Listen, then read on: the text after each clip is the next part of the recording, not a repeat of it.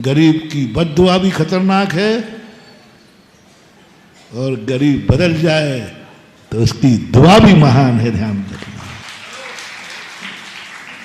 बड़े आदमियों की दुआ में वो दम नहीं होती जो गरीब की दुआ में दम होती है।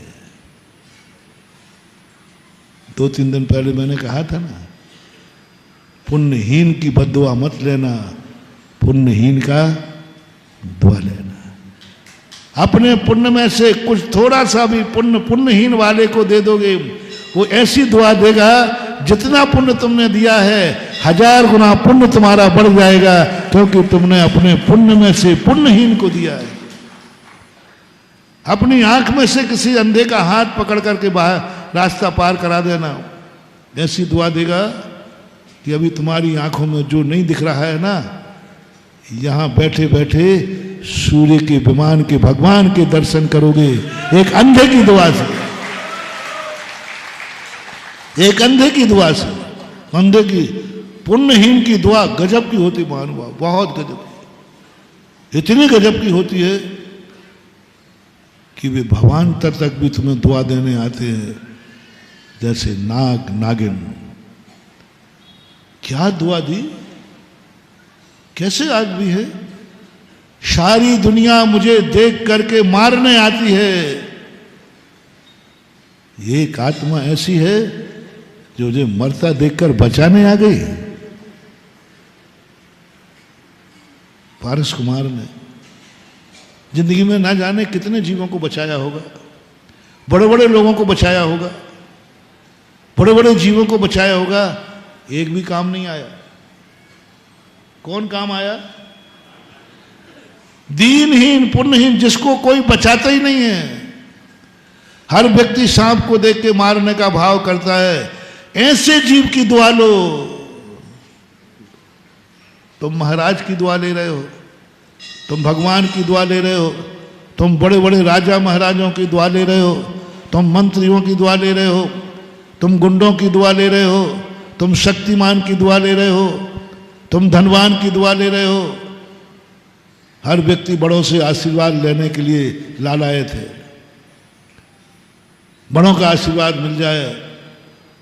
महानुभाव, मैं नहीं कह सकता है कि बड़ों के आशीर्वाद में कितनी ताकत है, लेकिन ये जरूर मैं कह सकता हूँ शास्त्रों के अध्ययन के बाद कि पुण्यहीन की दुआ में जो ताकत है वो पुण्यवान के आशीर्वाद में नहीं है।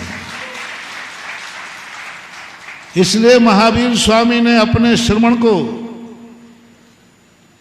कहा कि भगवान के सामने यदि तू नमस्कार नहीं करे तो चलेगा, मंदिर नहीं जाए तो चलेगा, लेकिन एक छोटे से जीव को झुके बिना मत रहना, उसको बचाने के लिए। हम मुनि महाराज लोग भगवान के सामने ना झुकें तो कोई फर्क नहीं पड़ता, कोई फर्क नहीं पड़ता। मंदिर नहीं मिले तो कोई फर्क नहीं पड़ता, लेकिन किसको झुकाया है? एक छोटे से जीव को जगत पूज्य परमेष्टि, परमेष्टि परम ज्योति विरागो विमलाकृति, क्या क्या टाइटल दिए। सारे 3 लोक में पूज्य है तुम्हारा साधु परमेष्टि, चलते फिरते सिद्धों के समान है तुम्हारा साधु परमेष्टि। किसके लिए झुक रहा है? एक चींटी के लिए, एक चींटी के लिए झुक रहा है। कोई छोटी मोटी हस्ती नहीं है रे। बोलो, तुम्हारा साधु इस 3 लोक में कि क्या हस्ती है? इससे बड़ी कोई हस्ती? इतनी बड़ी हस्ती को कहां झुका रहा है महावीर, और वो खुद झुक रहे हैं।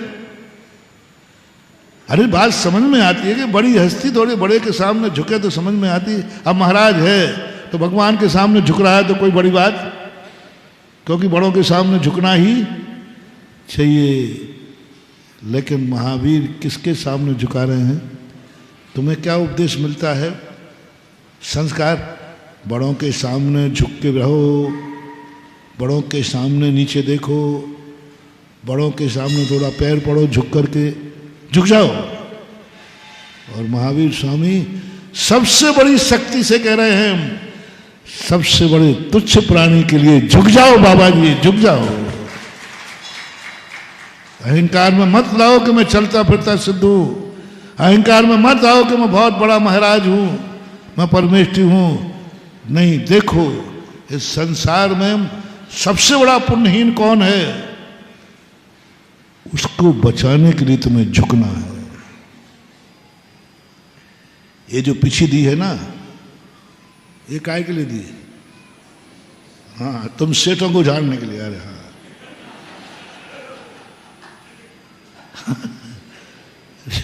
भगवान की वंदना करने के लिए। ओहो, क्या गजब का जैन दर्शन है। महावीर स्वामी ने पिछी दी है और झुक करके लगाओ किनको? जो संसार का सबसे पुण्यहीन है, जिसकी जिंदगी को कोई जीना ही नहीं मानता है, जिसके मरने पर कोई आंसू नहीं बहाता। चींटी मर गई तो कौन रोएगा? जिनके जीवन को जीवन नहीं मान रहा कोई, जिनकी मौत को कोई मौत नहीं मान रहा है, उन जीवों को बचाओ। हे जगत पूज्य साधु परमेष्ठी, आचार्य परमेष्ठी, उपाध्याय, उसको बचाओ, झुक जाओ। तुम्हारे सामने भला 3 लोग की बड़ी बड़ी शक्तियां झुकती हैं। हो